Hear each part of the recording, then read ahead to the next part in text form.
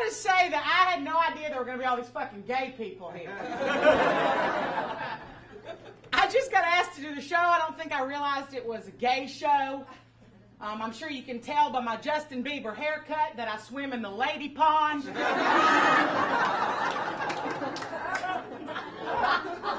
So while my story is not particularly gay, I have letters of reference if you need that.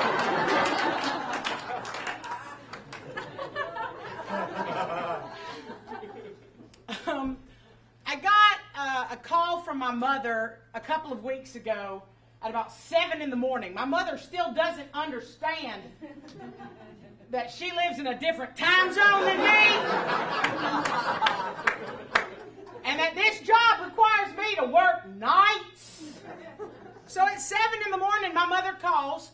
An interview I had done was just published in a magazine, and she apparently got a hold of the magazine and was not happy with what the article said. Now let me go back and tell you that I'm not used to doing interviews. I'm sure you can tell I'm a hick.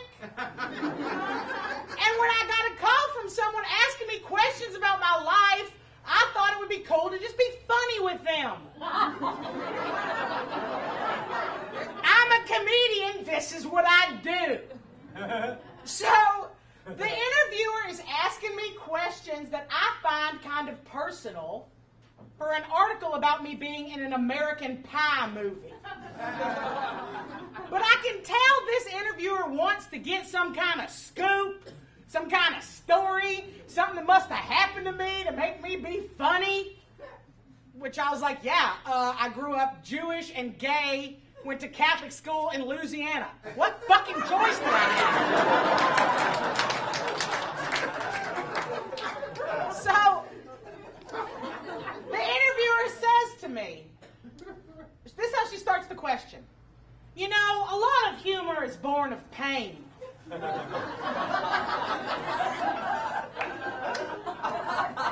What do you think happened that made you become a comedian? So I say, well, when I was younger, my mama used to hit me with a hot spatula and tell me how much she loved me.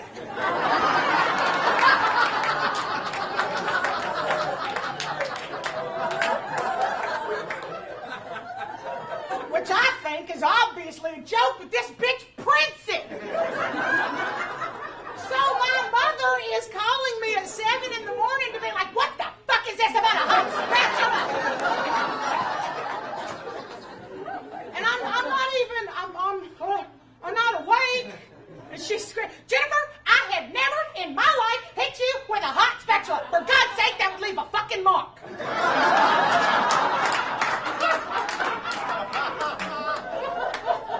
This is a small town. I cannot even go to the Albertsons. You cannot keep telling this shit to people.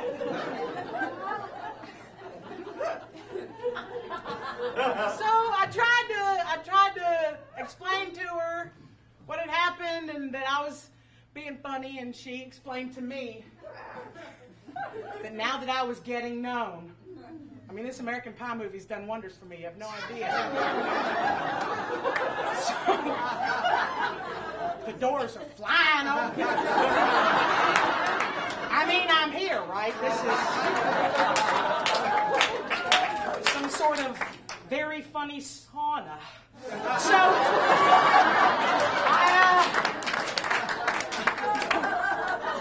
I explained to my mother that while I appreciate that she thinks that I'm blowing up, the reality of it is that I have, $13 in my checking account, and I'm waiting on a residual check. So, my mother is obviously very involved in what I do, and because my financial situation is not always that of someone who has accomplished all that I have accomplished, my mother is attached to my banking account. Her name is on my banking account so that I can just call and say, Mama, could you put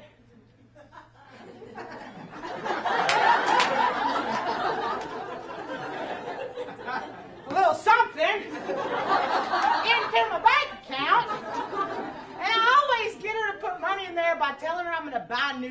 clothes to wear because she hates how I dress. So I'm like, Mama, I need some pants that fit me. And she's like, you do need some fucking pants that fit you.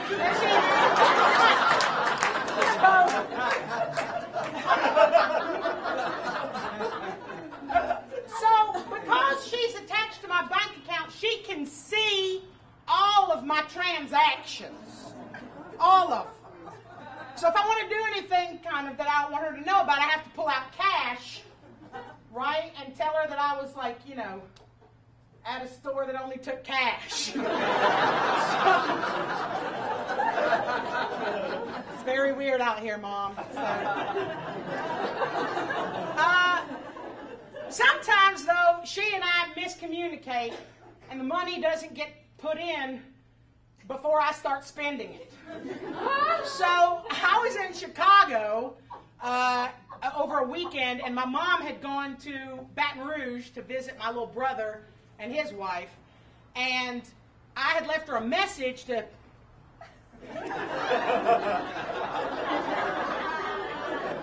put something in there, and she didn't get the message in time. I assumed it got done, and I went out to live my life. I wasn't going crazy or anything, but, you know, I like Starbucks, which my mother doesn't understand. Southern people don't. I can make my own fucking coffee. You know, she doesn't get that, like, it's more delicious from the Starbucks. So, doesn't understand that. Probably because where I'm from, there's no fucking Starbucks. But, so she doesn't understand that charge. So I get apparently what I did was in buying my coffee, I overdrew my bank account with that one charge. And I got a phone call from my mother. It wasn't as early in the morning because I was in Chicago. So she calls and she says, Jennifer, let me ask you something. Where are you right now? I said, Mom, I'm in Chicago. And what'd you do yesterday?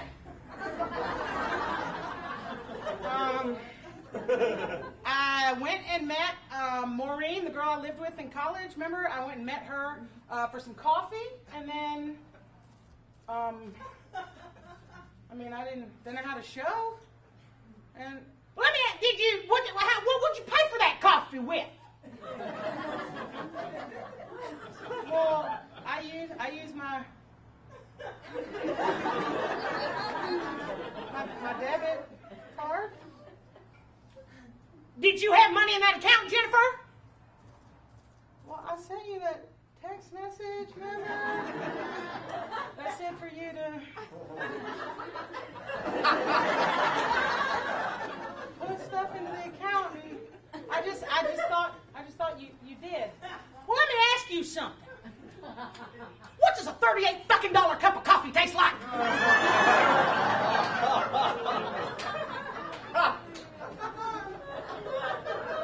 I said, well, it was a latte, first of all. Delicious.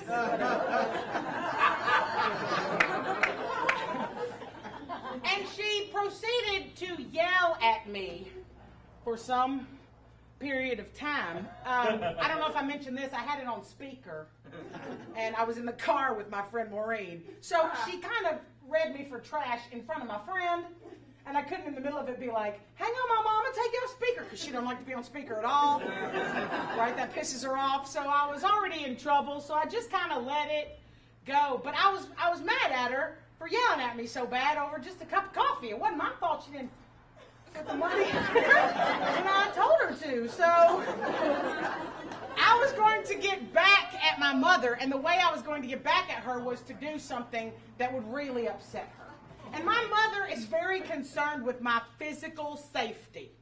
I don't know what she thinks is going to happen to me, or she always tells me to make sure somebody walks me to my car so I don't get knocked in the head.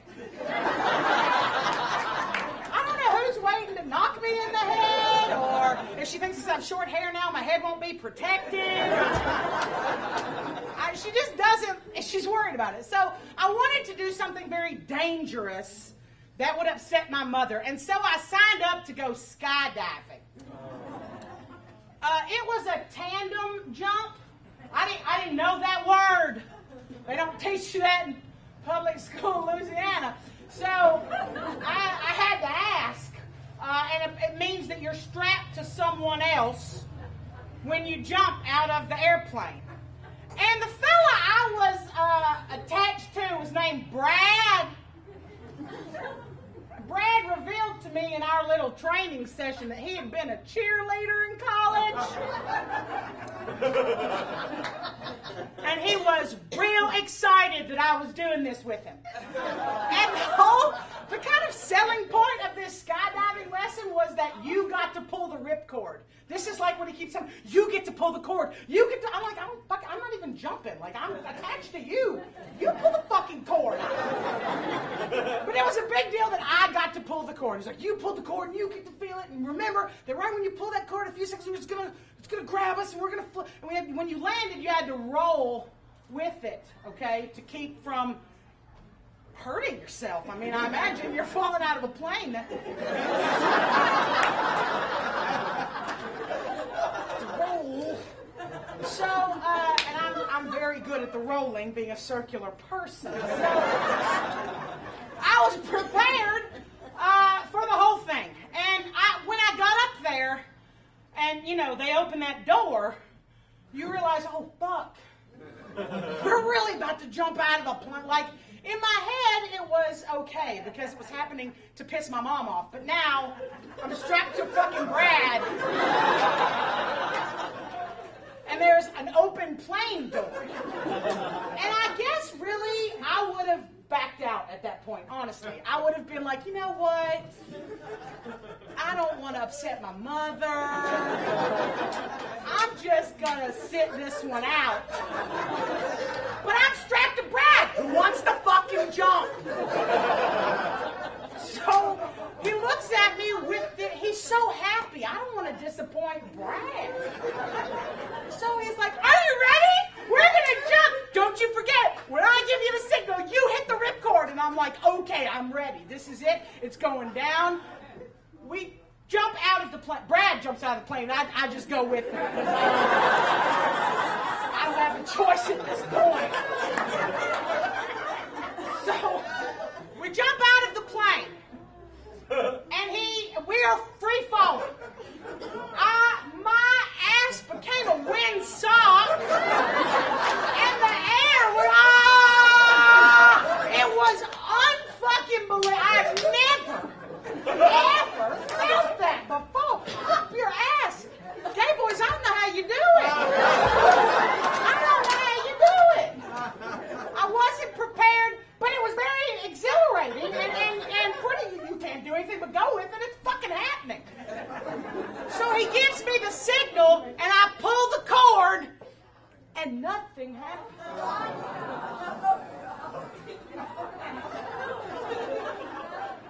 And I see Brad smile, wash off of his face, and change to a look of panic. Now, they told us that there is a safety chute, a second one. But you gotta be way fucking lower, because apparently it's made out of paper or some shit. You gotta be much closer to the ground to pull that chute. And as we're falling from the sky, all I'm figuring out in my head is how we're gonna land with this motherfucker beneath me. So that I use him as a fucking landing pillow. Because I can't die skydiving, my mama's gonna fucking kill me.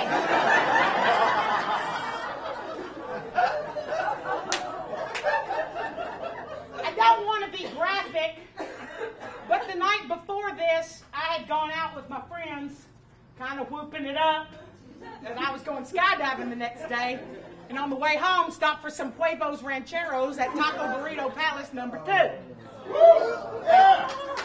And as we're falling from the sky, this is where those huevos make a second appearance in the story.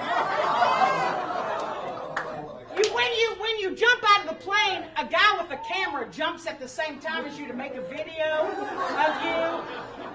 And you can just see it hit the camera.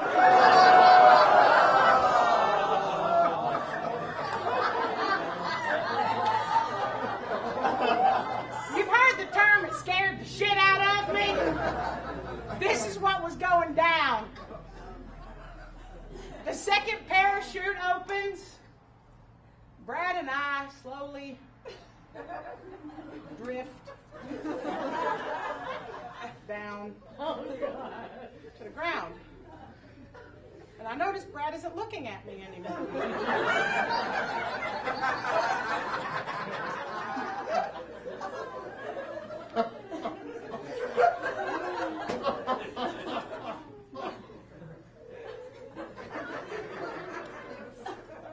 Brad was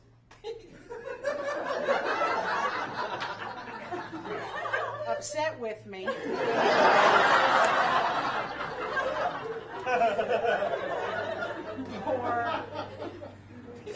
for apparently not reacting well in the crisis.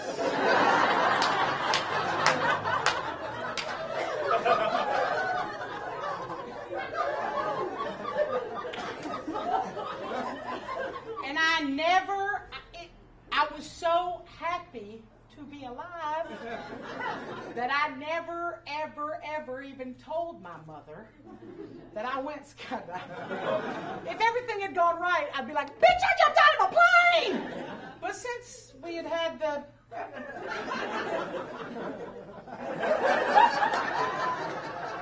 I thought it best to keep it to myself. Then I did an interview with the LA Times last week, and the girl asked me what my story was about.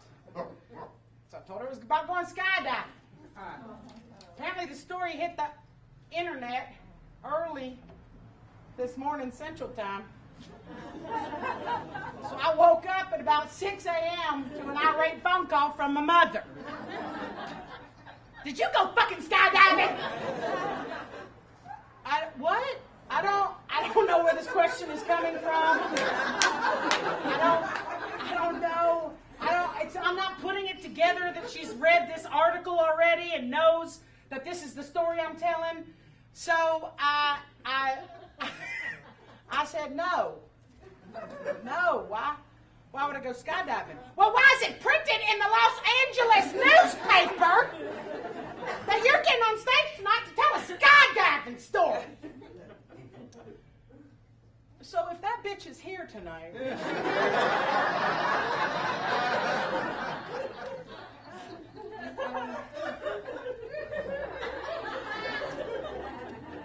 I'd like to talk to you after